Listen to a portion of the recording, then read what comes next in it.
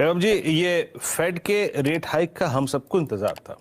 बेट तो शर्त और कहीं ना कहीं रुख ये था कि भाई 50 या 75, वहां तो 50 ही हुआ।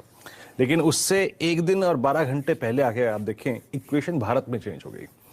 40 बेसिस पॉइंट का हाइक, सीआरआर हाइक, और उसके बाद जो प्राइस डैमेज हुआ है ये बहुत सिवियर हुआ है। आपको क्या लगता है, पहली बात तो ये बताइए कि ये प्राइस डैमेज अभी और पॉसिबल लग रहा है आपको, फिर या फिर ये इमीडिएट रिएक्शन एक दो दिन में सिंक हो जाएगा? आपकी अप्रोच क्या है मार्केट पे इस वक्त? जी, हमारा अप्रोच इनफैक्ट आफ्टर नवंबर दिसंबर लास्ट ईयर यही था कि अगले 6 महीने are going to be extremely volatile. और उस रीजन वाज कि हमें नहीं मालूम था कि रशिया यूक्रेन में क्या होने वाला है, but from the Fed perspective कि जो उनका डविश स्टैंस था अर्लियर वो अभी हॉकिश में टर्न हो रहा है।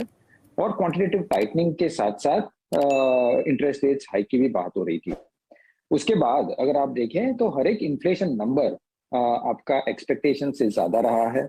और अभी इन्फ्लेशन ऐसा सिचुएशन हुआ है कि हर एक सेंट्रल बैंक ग्लोबली इन्फ्लेशन को फोकस रख के अपनी मॉनेटरी पॉलिसी चेंज कर रहे हैं, इंक्लूडिंग इंडिया। इंडिया में भी out of the policy action हमने देखा, both on the interest rates और सीआरआर भी। सो ऑल इन ऑल मेरे को लगता है कि because of this whole interest rate cycle, quantitative tightening, आपकी जो ग्लोबल ग्रोथ है उनके फोकास्ट काफी एग्रेसिवली नीचे आएंगे। और ग्लोबल फोरकास्ट, ग्रोथ फोरकास्ट अगर नीचे आते हैं, इंटरेस्ट रेट हाइक होती हैं, तो डेफिनेटली वैल्यूएशन मल्टीपल जो हम हमारे स्टॉक्स को देते हैं उसमें थोड़ा कंप्रेशन आ सकता है। और वही देख रहे हैं हम इस तरह इस वक्त मार्केट में। सो हमें लगता है कि नेक्स्ट क्वार्टर भी वॉलेटिलिटी रहेगी, बरकरार रहेगी। और अगर शॉर्टर टर्म ट्रेडिंग की बात करें तो डिफिकल्ट माहौल है। लॉन्गर टर्म इन्वेस्टमेंट्स की बात करें तो gradually, very very gradually over the next 6 months देखना चाहिए इन्वेस्ट करने वैभव के सर, लिए। इशू वॉलेटिलिटी का, वॉलेटिलिटी लार्जली एक बैंड में रही तो हम मान लेंगे टाइम वाइज करेक्शन हो गया, उसके बाद हम अपनी नॉर्थवर्ड जर्नी वापस रिज्यूम कर लेंगे। पर जिस तरह से मीनिंगफुल नॉक्स आ रहे हैं यूएस में, जिस तरह से सब कुछ पिट रहा है, अब तक लोगों का कन्विक्शन था कि ये एक बुल मार्केट में करेक्शन फेज है, घबराने की जरूरत नहीं है। पर अब क्या रीजनेबली वेल एस्टैब्लिश्ड है कि हम बियर मार्केट में आ चुके हैं, या अभी भी डाउट है उस बात को लेकर? बुल मार्केट और बेयर मार्केट एक नोमेनक्लेचर है। हाँ। अगर समझो हमने आज 18,500 में इन्वेस्ट किया और 16,500 का इंडेक्स हो गया है ऑलरेडी, तो 2,000 पॉइंट ऐसे भी निकल गए हैं। However that's a separate matter, but जो मुख्य व्यू लेना चाहिए इसके बेसिकली फ्रॉम यहाँ से मार्केट का रुख कैसे हो सकता है, रुझान कैसे हो सकती है वो 6 मंथ्स, 12 मंथ्स और प्रोबेबली 2 years एज वेल। अगले 6 मंथ्स के लिए इतना मैं डेफिनेटली कह सकता हूं कि इतना क्लैरिटी नहीं है, क्योंकि वेरिएबल किस बाजू किस रुख बैठता है वो हमें पता नहीं है at this point in time. The most important variable जो सभी को ध्यान रखना चाहिए इस ग्लोबल इन्फ्लेशन कैसे कंट्रोल होता है। अगर ग्लोबल इन्फ्लेशन कंट्रोल नहीं होता है तो ये इंटरेस्ट रेट हाइक का दौर कंटिन्यूड रहेगा, और ये अगर दौर कंटिन्यूड रहेगा तो वैल्यूएशन पे और मार्केट्स पे जनरल प्रेशर रहेगा, ग्रोथ के फोकास्ट भी कम होंगे। तो ये 3 मंथ्स और 6 मंथ्स में ये रुक और ये वेरिएबल है वो आई थिंक मेरे हिसाब से स्टेबल हो जाने चाहिए। और हमें ये भी लगता है कि इसके कारण कमोडिटीज में भी थोड़ी करेक्शन आ सकती है, इंक्लूडिंग योर बेस मेटल्स। सो जब भी हम देखें कि ये कमोडिटीज करेक्ट हो रही है, I think that should be a positive sign to be looked for the market. ये जो सबसे बड़ा थ्रेट इस समय वो महंगाई बनी हुई, इन्फ्लेशन ग्लोबली, हमारे यहाँ यूएस में, यूरोप में, सबको परेशान कर रखा है। ये इन्फ्लेशन का सिर्फ सिंगल रीजन यूक्रेन क्राइसिस था, या एक्स ऑफ यूक्रेन क्राइसिस भी ये महंगाई सरदर्द करने ही वाली थी? मेरा क्वेश्चन अब ये है कि अगले 1 महीने, 2 महीने, 3 महीने में अगर यूक्रेन क्राइसिस डी एस्केलेट हो जाता है, सब कुछ ठीक हो जाता है, तो ये सरदर्द खत्म होता है, या ये सरदर्द नहीं खत्म होना, ये महंगाई की दिक्कतें, काफी सीरियस हेडविंड्स आगे भी कंटिन्यू होंगी? अगर हम आप इन्फ्लेशन को अगर एनालाइज करते हैं तो ये लेयर्ड इन्फ्लेशन है, ये लेयर्स आफ्टर लेयर्स एक्चुअली बड़े हैं।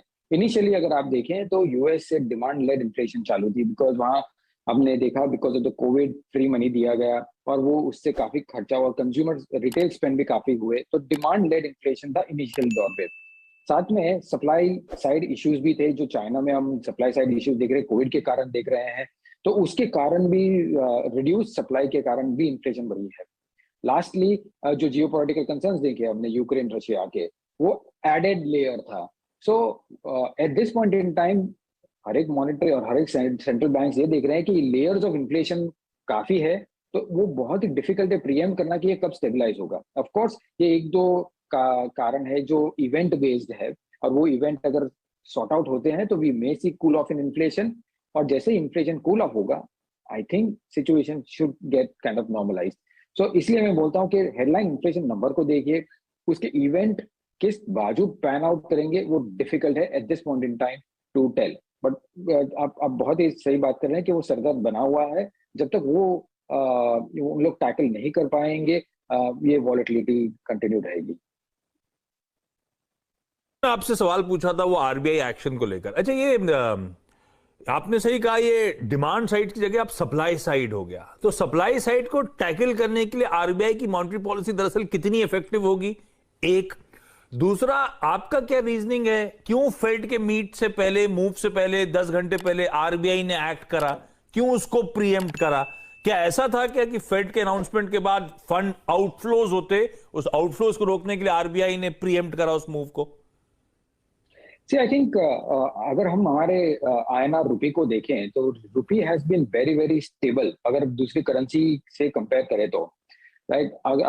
अदर इमर्जिंग मार्केट्स में देखें तो उस हिसाब से हमें लगता है कि आरबीआई ने बहुत ही बेहतरीन जॉब किया है इन टर्म्स ऑफ वन के रिजर्व बिल्ड किए हैं टाइमली, और दूसरा कि जो वॉलेटिलिटी इन करेंसीज हैं बहुत ही अच्छी तरह से कंट्रोल किया हुआ है।